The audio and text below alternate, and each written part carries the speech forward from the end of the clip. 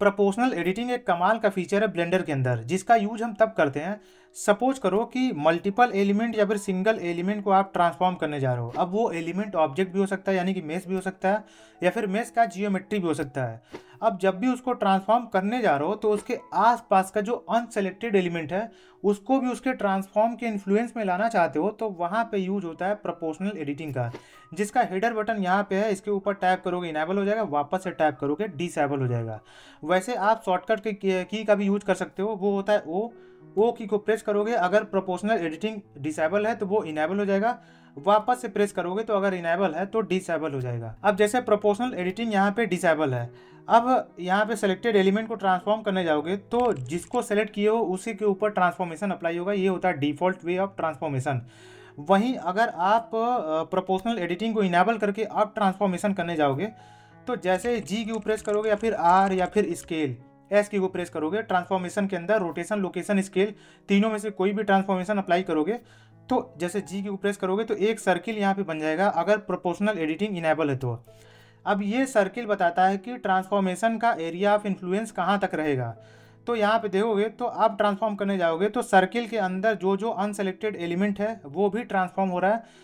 और आपको बताना चाहता हूँ कि जैसे ये सेलेक्टेड एलिमेंट्स है, इसके सबसे पास सबसे नियरेस्ट जो अनसेलेक्टेड एलिमेंट है उसके ऊपर जो ट्रांसफॉर्मेशन इन्फ्लुएंस है वो सबसे ज़्यादा रहेगा, और जो दूर है उसके ऊपर सबसे कम इन्फ्लुएंस रहेगा, प्रभाव रहेगा ट्रांसफॉर्मेशन का। ये देखो आप यहाँ पे नोटिस कर सकते हो। और जब भी आप ट्रांसफॉर्मेशन करने जा रहे हो तो इस सर्किल का रेडियस या फिर इस सर्किल को बड़ा और छोटा कर सकते हो। आपको क्या करना है, ट्रैक पैड के ऊपर इस तरह से ड्रैग अप और डाउन करना है। अगर माउस यूज कर रहे हो तो स्क्रॉल बटन है, उस मिडिल माउस बटन है, उसके ऊपर इस तरह से drag up down, scroll up down करोगे तो इस सर्किल का रेडियस इस तरह से बढ़ा और घटा सकते हो। अब यही चीज आप स्कल्प्ट मोड के अंदर भी कर सकते हो। जैसे ये स्कल्प्ट मोड हो गया, इसके अंदर जाके जैसे मल्टीपल यहाँ पे बटन्स है स्कल्पटिंग का, जैसे ये हो गया। अब इसके ऊपर स्कल्प मोड का भी यूज करके जो भी आपको ट्रांसफॉर्मेशन अप्लाई करना है वो कर सकते हो, मतलब बिना वर्टिसेस को सेलेक्ट किए, बिना एडिट मोड के अंदर जाए। तो वही है, ब्लेंडर के अंदर एक ही चीज करने का मल्टीपल टूल्स है। अब आपको कौन सा प्रीफर लगता है, कौन सा बढ़िया लगता है, वो आप यूज कर सकते हो। अब प्रोपोर्शनल एडिटिंग को अच्छे से समझाने के लिए मैं पहले इस कैरेक्टर को थोड़ा सा वाई एक्सिस के ऊपर सपोज करो कि 40 टाइम्स मूव कर देता हूँ, और यहाँ पे एक प्लेन ऐड करता हूँ और कुछ सिलेंडर ऐड कर लेता हूँ पहले। तो जैसे ये सिलेंडर हो गया, इसको मैंने सेलेक्ट कर लिया।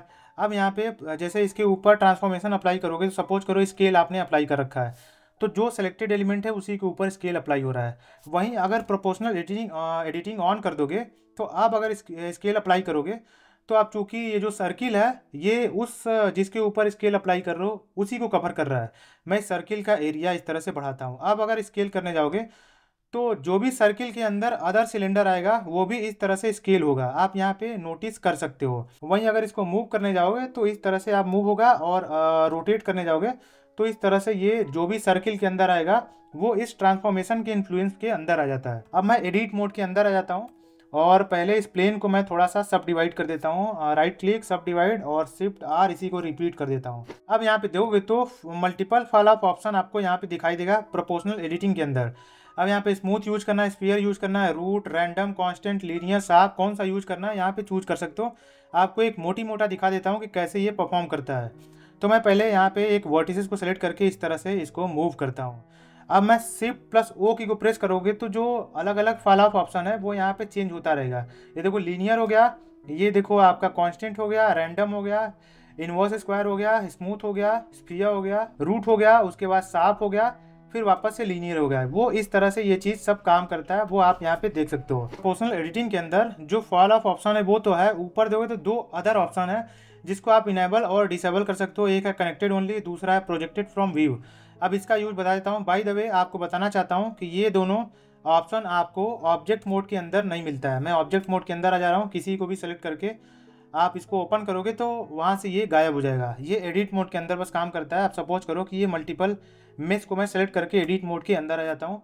अब यहाँ पे अगर आप कनेक्टेड ओनली इनेबल कर दोगे तो जैसे मान लो अब यहाँ पे ये जो सिलेंडर है इसका एक वर्टेक्स मैंने चूज कर रखा है। अब अगर ट्रांसफॉर्मेशन अप्लाई करोगे तो अब इसके अंदर जैसे इस जो एरिया ऑफ इन्फ्लुएंस सर्किल है इसको बढ़ा भी दोगे तो अदर जो आजू बाजू का सिलेंडर है उसके ऊपर जो वर्टिसेस है उसके ऊपर कोई भी ट्रांसफॉर्मेशन का प्रभाव नहीं पड़ेगा, क्योंकि ये जो आपका सिलेंडर है वो इस सिलेंडर से कनेक्टेड नहीं है, ये अलग सिलेंडर है।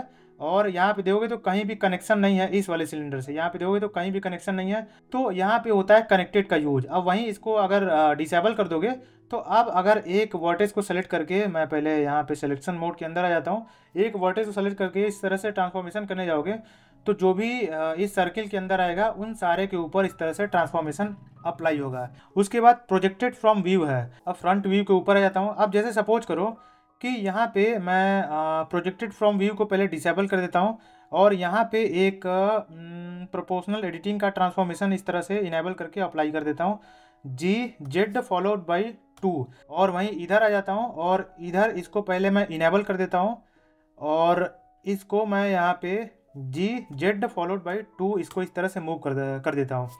अब यहाँ पे आप देखोगे तो अब चूंकि ये इनेबल मैंने प्रोजेक्टेड फ्रॉम व्यू इसको इनेबल कर रखा है, तो जो आपके वीविंग एंगल है, जो वीव एंगल है, जैसे फ्रंट वीव एंगल मैंने सेट कर रखा है, तो जो डेप्थ ऑफ एंगल है वो पूरा ट्रांसफॉर्मेशन स्टार्ट से लेके लास्ट तक इस तरह से अप्लाई होगा। ये आप यहाँ पे देखो, ठीक है, ये देखोगे तो ये जो चीज़ है, ये वर्टेक्स आपने चूज कर रखा था, तो इसके स्ट्रेट में यहाँ से यहाँ तक वर्टेक्स था, वो सारा इस तरह से ट्रांसफॉर्म हो गया है।